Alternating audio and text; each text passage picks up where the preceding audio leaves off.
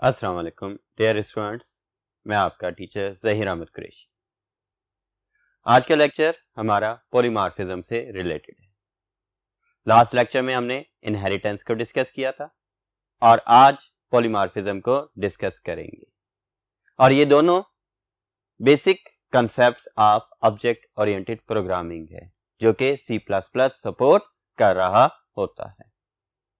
Inheritance में हमने देखा था कि extracting or deriving child classes from the parent class और ऐसे फीचर्स जो पेरेंट क्लास या पेरेंट में मौजूद हैं उन्हें चाइल्ड में यूज करना क्या कहलाता था? इनहेरिटेंस कहलाता था।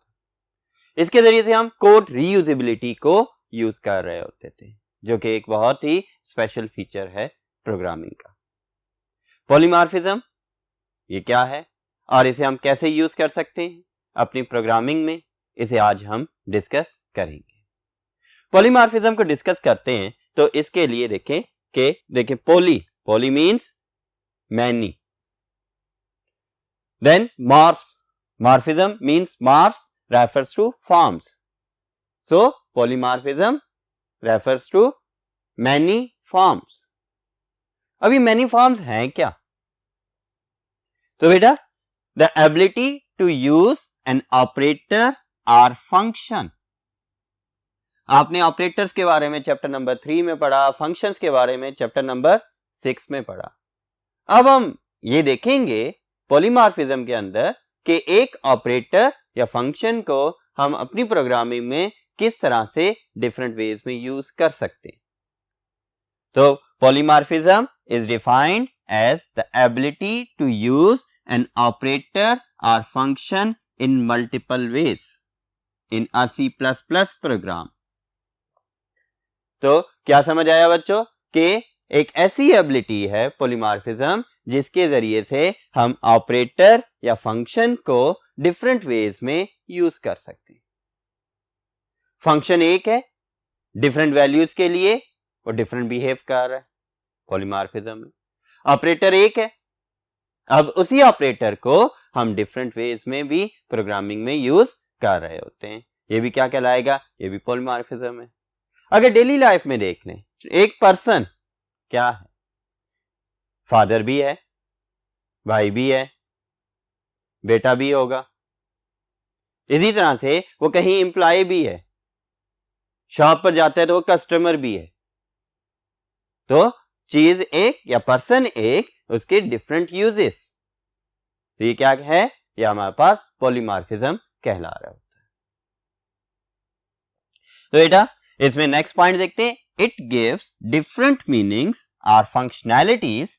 ये क्या कहता है? डिफरेंट मीनिंग्स या फंक्शनैलिटीज प्रोवाइड करता है टू द ऑपरेटर्स और functions for different types of data. ये डिफरेंट मीनिंग्स या डिफरेंट फंक्शनैलिटी प्रोवाइड कर देगा किसके लिए? टू द ऑपरेटर्स और फंक्शंस या ऑपरेटर्स को for different types of data. आगे इसकी एग्जांपल्स में देखेंगे। लाइक प्लस का साइन है, अगर ये नंबर्स के साथ यूज हो रहा होगा तो एडिशन, अगर ये स्ट्रिंग्स के साथ यूज हो रहा होगा तो कंकैटिनेशन। अब यही चीजें आगे डिस्कस भी करेंगे। तो ये चीज क्या कहलाती है? पॉलीमॉर्फिज्म कहला रही होती है। आप जब किसी एक ऑब्जेक्ट को डिफरेंट वेज में यूज करेंगे तो उसे हम क्या कहेंगे? पॉलीमॉर्फिज्म ही कहेंगे। इन C++, polymorphism can be achieved by one of the following concepts. Different concepts मौजूद हैं C++ के अंदर जिनके जरिए हम पॉलीमॉर्फिज्म को अचीव कर सकते हैं। उन कंसेप्ट्स के अंदर सबसे पहला कंसेप्ट क्या है? ऑपरेटर ओवरलोडिंग का। ओवरलोडिंग का कंसेप्ट आपने चैप्टर नंबर 6 में भी पढ़ा और उसके साथ साथ चैप्टर नंबर 8 में भी पढ़ा। क्या था कंसेप्ट? के सेम सिग्नेचर या सेम टाइप नेम को मल्टीपल वेज में यूज करना ओवरलोडिंग कहलाता था। फंक्शंस के चैप्टर में हमने देखा था कि एक फंक्शन को डिफरेंट वेज में यूज करना एक ही प्रोग्राम के अंदर, और ऑब्जेक्ट एंड क्लासेस के चैप्टर के अंदर हमने देखा था कि एक मेंबर फंक्शन को डिफरेंट वेज में यूज करना या कंस्ट्रक्टर्स को डिफरेंट वेज में यूज करना कंस्ट्रक्टर ओवरलोडिंग के फॉर्म में। तो बेटा वही चीज कि ऑपरेटर ओवरलोडिंग आ जाती है या ऑपरेटर ओवरलोडिंग, दूसरा कंसेप्ट फंक्शन ओवरलोडिंग होगा और उसके साथ साथ वर्चुअल फंक्शंस भी हो सकते हैं। इसके अलावा और भी बहुत सारे कंसेप्ट्स हैं, लेकिन आपकी बुक के पॉइंट ऑफ व्यू से हम इन्हीं कंसेप्ट्स को डिटेल में डिस्कस भी करेंगे। तो चलते हैं नेक्स्ट बोर्ड की तरफ और इन कंसेप्ट्स को वन बाय वन डिस्कस करते हैं। तो बेटा सबसे पहला कंसेप्ट हमने देखा क्या है, ऑपरेटर ओवरलोडिंग।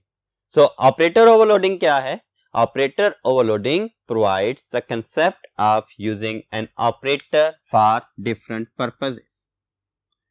एक ऑपरेटर को डिफरेंट पर्पसेस के लिए यूज करना क्या कहलाता है? ऑपरेटर ओवरलोडिंग कहला रहा होता है।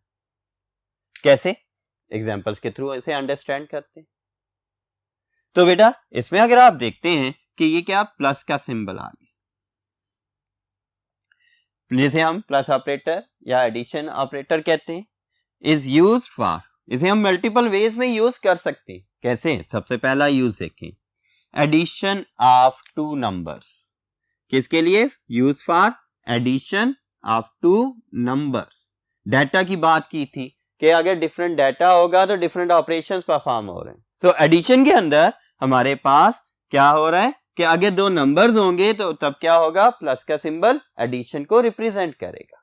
वो नंबर्स इंटीजर्स भी हो सकते हैं, फ्लोट भी हो सकते हैं। हमारे पास अगर दो कैरेक्टर वैल्यूज होंगी तो C++ प्रोग्राम में भी क्या होगा? उनकी भी एडिशन होगी। क्यों? C++ कंपाइलर उनकी ASCII कन्वर्ट करेगा और उनकी एडिशन परफॉर्म कर देगा। तो मीन्स के एडिशन ऑफ टू नंबर्स अगर हम सिंपली डिस्कस करते हैं, फॉर एग्जांपल कि 2 + 3 विल प्रोड्यूस व्हाट? 5। मैथ में देख लें या अगर हम ऑपरेटर्स को देख लें तो ये क्या कर रहा है? एडिशन करके 5 प्रोड्यूस कर देगा। इसी तरह से 5.5 + 4.5 विल प्रोड्यूस 10.0। क्यों? ये तो एडिशन थी, नंबर से, दोनों इंटीजर से या हमारे पास फ्लोट नंबर से, तो दोनों के लिए इसने क्या किया? एडिशन परफॉर्म कर दी। लेकिन इसके अगेंस्ट अगर हम देखें, दो स्ट्रिंग्स हमारे पास आ जाते हैं, string sequence of characters enclose in double quotes. तो दो स्ट्रिंग्स या दो वर्ड्स अगर हमारे पास आ जाते हैं तब क्या होगा? प्लस का साइन कंकैटिनेशन का रोल प्ले करेगा। कौन सा रोल? कंकैटिनेशन का रोल प्ले करेगा और दोनों को कंबाइन करके एक स्ट्रिंग बना देगा। Concatenation means joining. तो बेटा इधर देखते हैं इसकी एग्जांपल्स में कि ओवर प्लस लोडिंग। हमारे पास दो स्ट्रिंग से पहला स्ट्रिंग कौन सा आ गया था? ओवर, और दूसरा स्ट्रिंग कौन सा आ गया? लोडिंग का।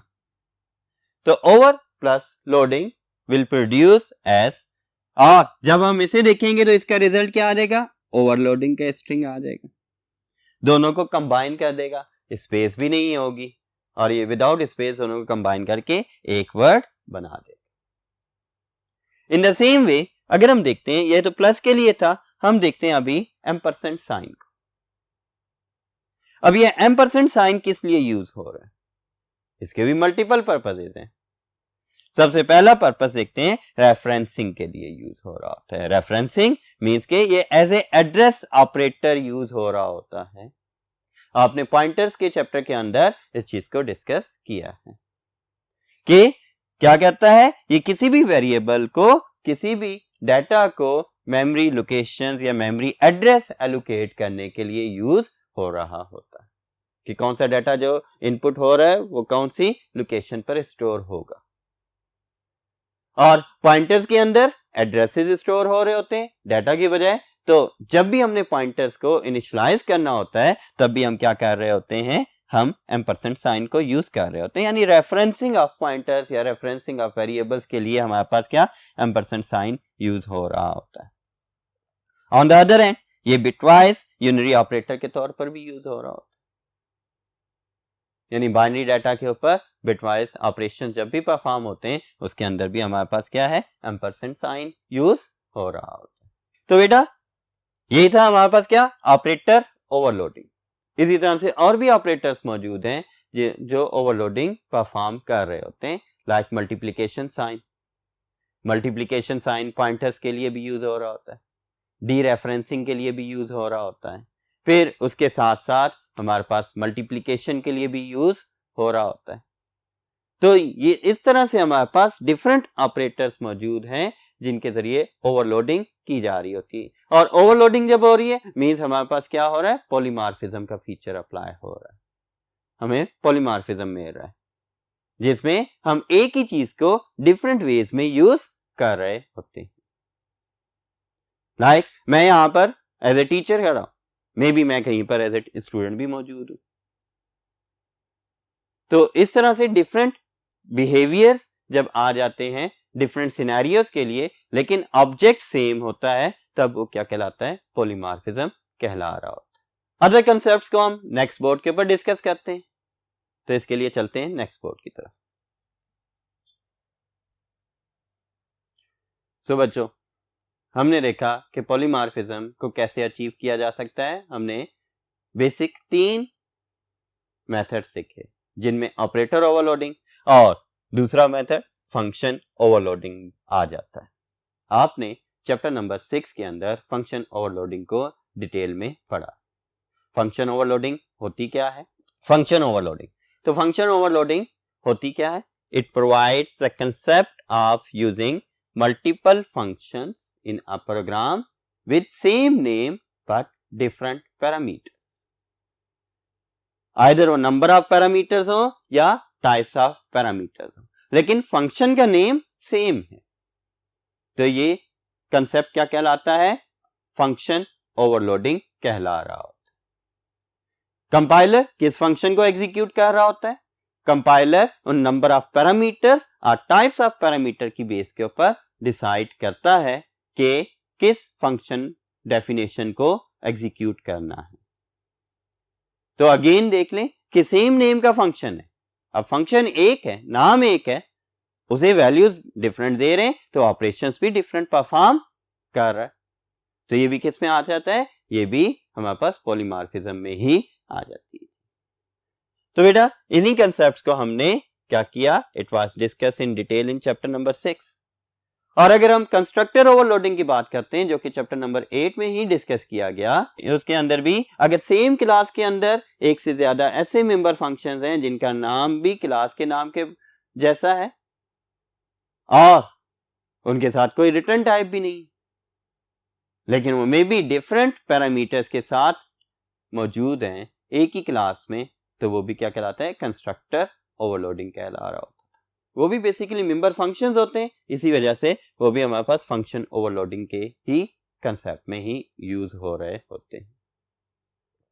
तो बच्चों इसके जरिए से भी हम क्या कर सकते हैं? पॉलीमॉर्फिज्म को अचीव कर सकते हैं। पॉलीमॉर्फिज्म के लिए जो तीसरा मेथड यूज हो रहा होता है, that is called virtual functions. Inheritance में हमने देखा कि हम बेस क्लासेस एंड सब क्लासेस बना सकते हैं। सब क्लासेस जिन्हें चाइल्ड क्लासेस भी कहा जाता है, उनके अंदर पेरेंट क्लासेस के फीचर्स को यूज किया जा रहा होता है। लेकिन बच्चों अभी आप एक कंसेप्ट को देखें कि एक ऐसा फंक्शन है जो पेरेंट क्लास में भी डिफाइंड है और सेम फंक्शन डेफिनेशन या सेम फंक्शन सिग्नेचर के साथ वो चाइल्ड क्लास में भी डिफाइन हो जाता है। तो फिर कौन सा फंक्शन एग्जीक्यूट होगा? यहां पर हमारे पास एक कंसेप्ट आ जाएगा फंक्शन ओवरराइडिंग का, कि अगर ऑब्जेक्ट हमारे पास चाइल्ड क्लास का यूज हो रहा है, तब अगर हम उस फंक्शन को कॉल करेंगे चाइल्ड क्लास के ऑब्जेक्ट के थ्रू, तो वो क्या करेगा? पेरेंट क्लास के फंक्शन को ओवरराइड कर देगा बाय चाइल्ड क्लास फंक्शन और चाइल्ड क्लास फंक्शन की डेफिनेशन को एग्जीक्यूट कर देगा। अगर एक ऑब्जेक्ट हम पेरेंट क्लास का बनाते हैं और उसके जरिए पेरेंट क्लास के फंक्शन को एक्सेस करते हैं, तो मे बी उसका बिहेवियर और हो, और अगर वो ऑब्जेक्ट हम चाइल्ड क्लास का बनाकर उसी फंक्शन को एक्सेस करते हैं, तो उसका बिहेवियर और हो सकता है। तो बेटा वर्चुअल फंक्शंस ऐसे फंक्शंस होते हैं जो कि डिफाइंड है इन डिराइव्ड क्लासेस। कहां डिफाइंड है? फंक्शंस या मेथड्स जो कि डिफाइंड है इन डिराइव्ड क्लासेस। डिराइव्ड क्लासेस मतलब सब क्लासेस या child classes with same signature. Signature मतलब क्या? फॉर एग्जाम्पल अगर मैं यहां लिख देता हूं कि जी वाइड अल्फा और इसके अंदर इंट लिख दिया। अब ये इंट और अगर इसकी डेफिनेशन इसे फॉलो कर रही है तो मैं इधर वेरिएबल का नेम भी लिख दूंगा। ये basically signature of a function आ गया। विद सेम सिग्नेचर अगर जो फंक्शंस डिफाइंड होते हैं डिराइव्ड क्लासेस में क्या कहला रहे होते हैं? वर्चुअल फंक्शंस कहलाते हैं। वही फंक्शंस मौजूद हैं पेरेंट क्लासेस में और वही फंक्शंस डिराइव्ड क्लासेस में भी अगर डिफाइन किए जाते हैं तो वर्चुअल फंक्शंस कहलाते हैं। और वर्चुअल फंक्शंस डिक्लेयर होते हैं by using what? Virtual keyword. लेकिन इनके साथ हम क्या करते हैं? वर्चुअल का कीवर्ड भी यूज कर लेते हैं। इसके साथ साथ नेक्स्ट पॉइंट देखें कि नेक्स्ट पॉइंट क्या कहता है कि काम कैसे कर रहे होते हैं? The behaviour of virtual functions can be overridden. अभी आपको बताया कि क्या होगा? ओवरराइड कर जाएगा। अगर चाइल्ड क्लास के ऑब्जेक्ट के जरिए से इस फंक्शन को एक्सेस करेंगे तब ये पेरेंट क्लास के फंक्शन को इग्नोर कर देगा और चाइल्ड क्लास के फंक्शन को एग्जीक्यूट कर देगा। तो यही चीज the behaviour of virtual functions can be overridden in derived classes. जो डिराइव्ड क्लासेस में वो ओवरराइड कर जाएंगे किसको? पेरेंट क्लास के फंक्शंस को। अगर पेरेंट क्लास के फंक्शन को ही पर्टिकुलरली एग्जीक्यूट करवाना है तब हमें ऑब्जेक्ट भी पेरेंट क्लास का बनाना पड़ेगा। तो ये था वर्चुअल फंक्शंस के हवाले से कि वर्चुअल फंक्शंस ऐसे फंक्शंस होते हैं जिनका सिग्नेचर सेम होता है और वो पेरेंट क्लासेस में भी डिफाइंड होते हैं और चाइल्ड क्लासेस में भी डिफाइंड होते हैं। और वर्चुअल फंक्शंस के जरिए से भी हम क्या कर सकते हैं? पॉलीमॉर्फिज्म को अचीव कर सकते हैं।